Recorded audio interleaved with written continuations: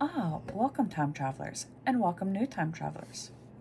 As always, if you're new to this channel and enjoy learning about history one event at a time, then don't forget to hit that like button, comment, and subscribe. Without further ado, let's get into it. Today we're starting out in 1603 when King James VI of Scotland ascended the English throne as James I, following the death of Elizabeth I.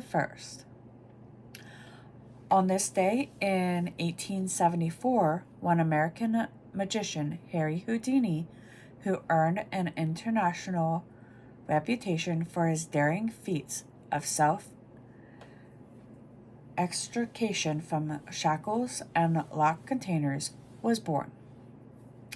8 years later, in 1882, Robert Koch announced in Berlin that he had isolated and grown the tubercular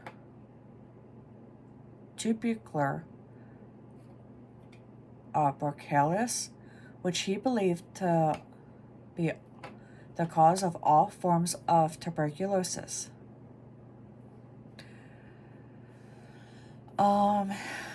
And now in 1887, American comedian and director Fatty Arbuckle, whose successful career was halted by the first of the major Hollywood scandals, was born. 1905 brought us pioneer French science fiction author Jules Verne, who passed away in Amiens, France. 39 years later, in 1944, more than 75 Allied prisoners undertook a daring escape from a POW camp in Siegen, Germany. Though most were eventually recaptured, it inspired the classic World War II movie The Great Escape that was released in 1963, starring Steve McQueen. The following year, in 1945, with the debut of the Billboard magazine pop album chart, American pianist and singer Nat King Cole's King Cole Trio became the first record album to appear at number 1. In 1959, King Hussein I of Jordan, at a White House luncheon, was praised by President Dwight D. Eisenhower for the courage of his regime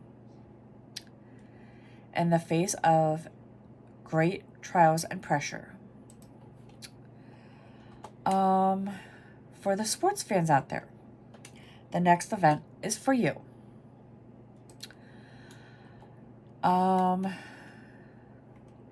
1976 brought us American professional gridiron football player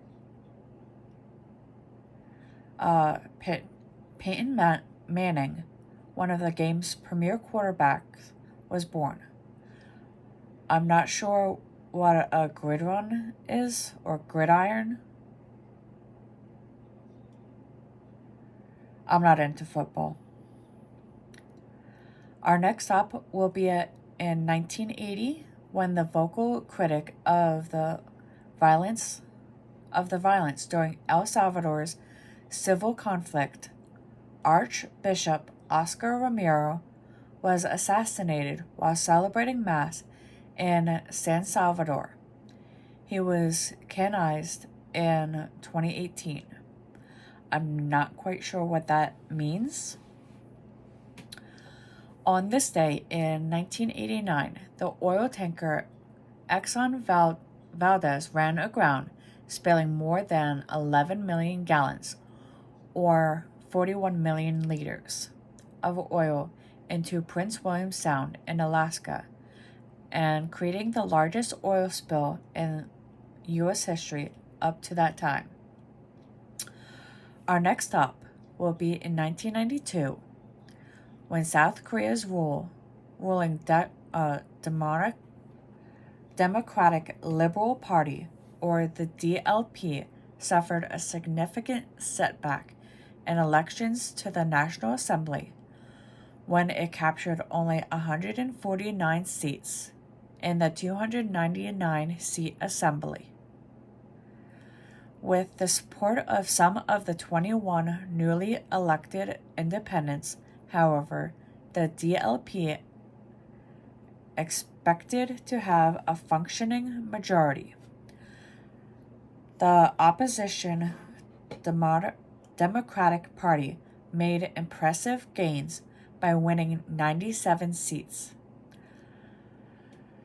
The Unification National Party won 31, emphasizing the more positive aspects of the election. The government noted that its 38.5 share of the popular votes was 4.6 greater than in 1988. It was also cited that election results as evidence that South Korea had discarded its authoritarian past in favor of genuine democracy. With Roh Tae-woo electable to run for re-election, politicians and the voting public were looking forward to the presidential election later that year. 7 years later, and 4 years before the turn of the century, Laura Davis wins the LPGA Standard Register Ping Golf Tournament. I don't know what a ping golf is. If anyone has any idea, let me know in the comments. In 1998, the first awards of the National Book Critics Circle to allow non-American entries, British author Penelope Fitzgerald wins for her novel The Blue Flower. Other literatures are James Tobin and biography for Ernie Powell's War Americans Eyewitness to World War II.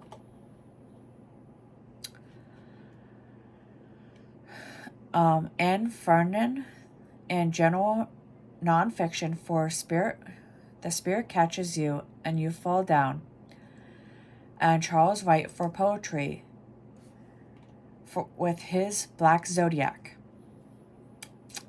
A year before the turn of the century, in 1999, a fire began with Mont Blanc Tunnel, a major automotive tunnel connecting France and Italy. It took 2 days to put out the blaze, and 39 people lost their lives. 2002 is when film stars Denzel Washington and Halle Berry became the second and third African Americans to win the Academy Awards for performance in leading roles. We are now going to make it stop in 2008 when Bhutan held elections for the National Assembly, thereby completing the country's transition to democracy. And finally, in 2016, Serbian politician Radovan Karadzic was found guilty of committing war crimes, including genocide, during the civil war that followed Bosnia and Herzegovina split from Yugoslavia in 1992. He was sentenced to 40 years in prison. And with that, we return to 2024 and our current history.